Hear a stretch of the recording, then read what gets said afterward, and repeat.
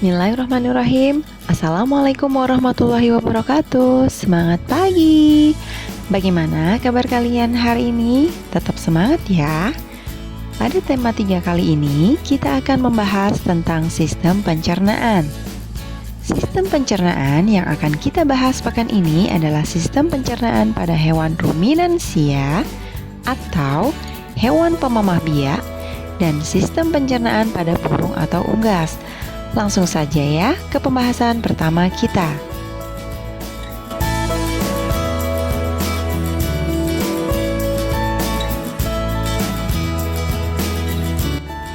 Dalam video kali ini, kita akan membahas organ pencernaan dan fungsinya, serta mekanisme pencernaan pada ruminansia. Hewan pemamah biak atau disebut juga dengan ruminansia terdiri dari hewan pemakan rumput atau herbivora seperti sapi, lembu, domba, dan kerbau.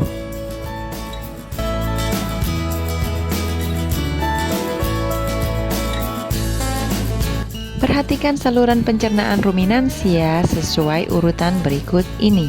Yang pertama adalah mulut, kerongkongan atau esofagus, rumen, retikulum, omasum, abomasum, usus besar, dan rektum.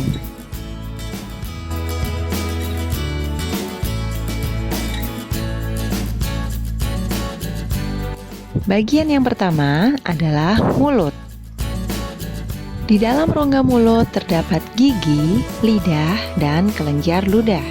Sebagai contoh, hewan ruminansia adalah sapi yang memiliki total 32 gigi, di mana 24 gigi geraham berada di bagian belakang dan 8 gigi seri di bagian depan bawah.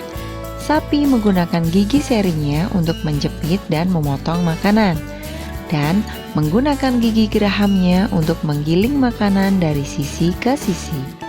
Hewan pemamah biak tidak memiliki gigi seri atas dan gigi taring. Di dalam mulut terdapat enzim selulase yang berfungsi untuk mengubah selulosa menjadi glukosa. Berikutnya adalah kerongkongan atau esofagus. Esofagus atau yang disebut dengan kerongkongan merupakan saluran organ penghubung antara rongga mulut dan lambung. Di saluran ini, makanan tidak mengalami proses pencernaan. Mereka hanya sekedar lewat sebelum kemudian digerus di dalam lambung. Esofagus pada hewan ruminansia umumnya berukuran sangat pendek, yakni sekitar 5 cm, namun mampu membesar untuk menyesuaikan ukuran dan tekstur makanannya. Hewan pemamah biak memiliki kerongkongan yang sangat pendek, lebar, dan berdinding tipis. Organ pencernaan berikutnya adalah lambung. Setelah melalui esofagus, makanan akan masuk ke dalam lambung. Lambung pada hewan ruminansia selain berperan dalam proses pembusukan, juga berguna sebagai tempat penyimpanan sementara makanan yang akan dikunyah kembali. Sapi disebut sebagai hewan ruminansia atau hewan pemamah biak karena sapi mengunyah kembali makanan yang sudah masuk ke dalam organ pencernaannya. Hal ini terjadi karena sapi memiliki lambung yang terbagi menjadi 4 ruang, antara lain rumen, retikulum, omasum, dan abomasum.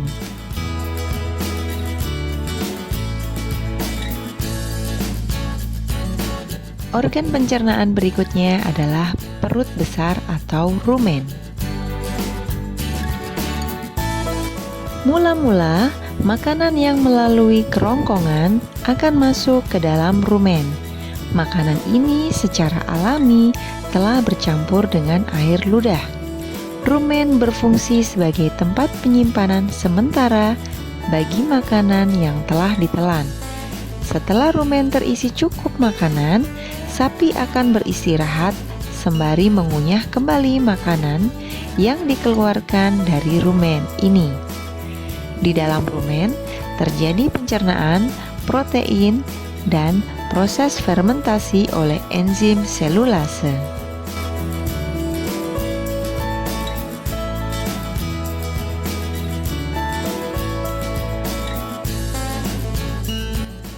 Perut jala atau retikulum. Di dalam retikulum, makanan diproses secara mekanis dengan bantuan kontraksi otot dinding retikulum dan secara kimiawi dengan bantuan enzim sampai menjadi gumpalan-gumpalan kasar atau bolus. Kemudian, bolus didorong kembali ke rongga mulut untuk dicerna kembali sampai lebih sempurna saat sapi tersebut tengah beristirahat. Organ pencernaan berikutnya adalah perut buku atau omasum. Di dalam omasum, kelenjar enzim akan membantu proses penghalusan makanan secara kimiawi. Kadar air dari gumpalan makanan juga dikurangi melalui proses absorpsi air yang dilakukan oleh dinding omasum. Organ pencernaan berikutnya, perut masam atau abomasum. Abomasum merupakan lambung yang sesungguhnya. Di dalam abomasum, gumpalan makanan atau bolus dicerna melalui bantuan enzim dan asam klorida. Enzim yang dikeluarkan oleh dinding abomasum sama dengan yang terdapat pada lambung mamalia lain. Sedangkan asam klorida atau HCl membantu dalam pengaktifan enzim pepsinogen yang dikeluarkan dinding abomasum. Usus halus atau small intestine. Setelah makanan telah halus, dari ruang abomasum makanan tersebut kemudian didorong masuk ke usus halus.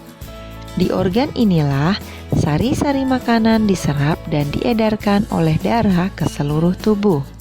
Usus besar atau large intestine. Di dalam usus besar ini, ampas atau sisa-sisa makanan yang tidak dicerap oleh tubuh mengalami proses pembusukan hingga terbentuk feses atau kotoran. Rektum dan anus. Usus berakhir pada rektum. Kemudian, sisa-sisa makanan yang telah membusuk dan berubah menjadi feses akan dikeluarkan melalui saluran pembuangan, yaitu anus. Mekanisme pencernaan pada hewan ruminansia. Pencernaan dimulai dari mulut. Di mulut, makanan dicampur dengan air liur.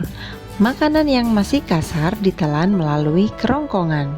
Kemudian makanan yang ditelan disimpan sementara di rumen. Kemudian masuk ke dalam retikulum.